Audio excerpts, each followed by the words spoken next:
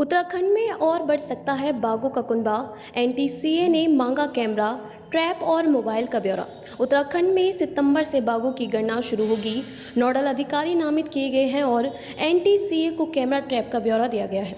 पिछली गणना में उत्तराखंड में 560 बाघ थे और इस बार संख्या बढ़ने की उम्मीद है। बाघों की बढ़ती संख्या के साथ सुरक्षा और मानव वन्यजीव संघर्ष जैसी चुनौतियां भी बढ़ रही हैं। उत्तराखंड में इस समय देश के बाघ बहुल 18 राज्यों में सितंबर से प्रारंभ होने वाली अखिल भारतीय बाघ गणना के लिए कसरत शुरू हो गई है। इसी कड़ी में नोडल अधिकारी नामित कर दिए गए हैं। साथ ही NTCA national tiger conservation authority को कारबेट और राजाजी टाइगर रिजर्व में कैमरा ट्रैप और मोबाइल फोन का ब्यौरा उपलब्ध करा दिया गया। जल्द ही गणना कार्मिकों का प्रशिक्षण होगा। इस बीच उत्तराखंड का जैसा परिदृश्य है वह दर्शाता है कि यहाँ बाघों के कुनबे में वृद्धि हो सकती है।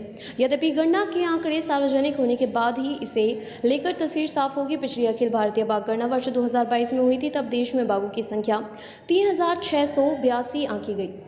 इसमें मध्य प्रदेश 785 व कर्नाटक 563 के बाद 560 बाघों के साथ उत्तराखंड तीसरे स्थान पर है। उत्तराखंड का कारबेट टाइगर रिजर्व बाघों की संख्या के लिहाज से देश के सभी 53 टाइगर रिजर्व में अव्वल है। कारबेट में बाघों की संख्या 260 आंकी गई है। आंकड़ों को देखें तो वर्ष 2006 से उत्तराखंड में बाघों का कुनबा निरंतर बढ़ रहा है। वर्ष 2006 में राज्य में 178 बाघ थे।